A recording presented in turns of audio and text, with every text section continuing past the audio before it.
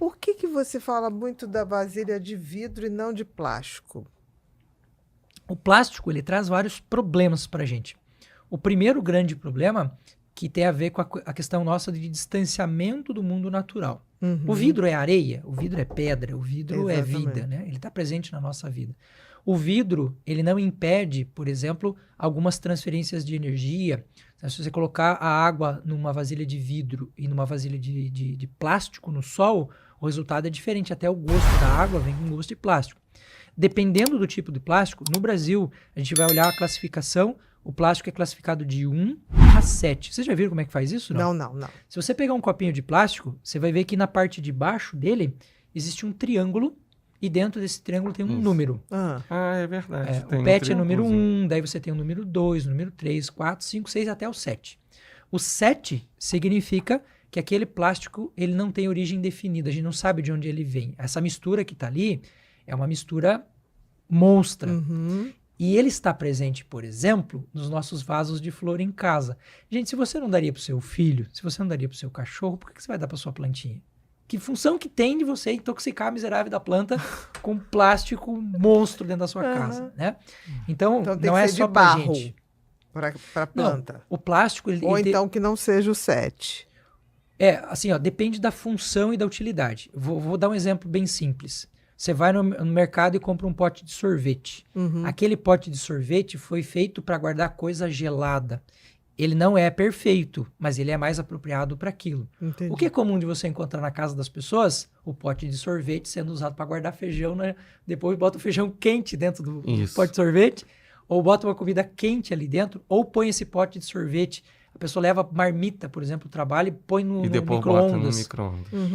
Eu já tenho uma coisa com micro-ondas, então com esse plástico ali dentro é pior ainda. Com certeza. O plástico hoje, a gente já sabe, e tem um estudo bem recente agora de 2022, ele libera nanopartículas que entram no nosso corpo e o corpo não tem mecanismo para entender que aquilo é um patógeno e ele não sai de lá. E esse estudo revelou, por exemplo, e tem um estudo um pouquinho mais antigo, 2019, 2020, canadense, que mostra que 90% das crianças recém-nascidas já tem nanopartículas de plástico no sangue. O leite da mãe tem nanopartículas. Dependendo do tipo do plástico, ele vira uma coisa chamada xenoestrógeno. Xenoestrógeno. Que é agonista nos receptores femininos do estrogênio. Então a gente tem problema com o aparecimento, claro, de novo, depende de muito estudo ainda, muita coisa, mas já existem indícios de que ele tem ligação com problemas de desregulação metabólica. Ele pode ter algumas coisas, por exemplo, em relação à fertilidade, que a gente já sabe que existe. E então eu diria assim, hoje um tipo de plástico mais seguro é o que tem o número 5. Esse aceita o frio e o calor, só que obviamente você vai ter ele mais caro, né? Você vai ver as empresas, eu não vou falar nome de empresa nenhuma, porque eu não ganho nada com isso. Claro. Mas as empresas que vendem isto, inclusive estampam no seu marketing, nós temos plástico do tipo 5. Aquele triângulo com 5 dentro. O 2 e o 3... Mas deve evitar, de qualquer maneira. Sempre a gente vai dar preferência ao vidro. Sempre. Né? Ou metal, né? Um metal de boa qualidade, desde que não seja alumínio. Se vocês forem, por exemplo, fazer uma experiência em casa, que é bem simples de fazer. Você pega uma panela de alumínio, uma panela de inox e uma panela de vidro. Coloca a mesma quantidade de água dentro de cada uma delas, um copo de água. E uma colher de bicarbonato em cada uma delas. E deixa fervendo por 1 minuto e meio. Depois você experimenta cada uma das águas e você vai entender do que eu estou falando.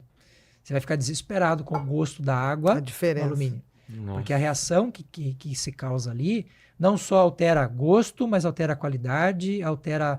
Se você colocar essa água de volta no copo, você vai ver que ela não está mais clarinha, ela está branca, pelas como se fosse reações leite. químicas que aconteceram. E a gente consome isso todo santo dia na nossa alimentação, né? O sol vai fazer a mesma coisa. Existem alimentos, como a batata, por exemplo, que não se cozinha em panela de alumínio. Nunca. E guardar, pior ainda. Isso desde as nossas avós, né?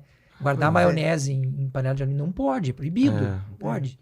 Porque a reação química que você causa ali faz uma liberação tão grande de enzimas e produtos químicos que ela mata a pessoa. Você falou uma coisa sobre batatas, aquela coisa da batata que fica meio esverdeada. Isso. O que é isso? Porque a gente pega a batata para descascar, tem umas que já estão com leve tom esverdeado. E Isso. outras não, estão todas clarinhas. Sim, aquele tom esverdeado, ele acontece porque há uma reação da batata, principalmente ao sol.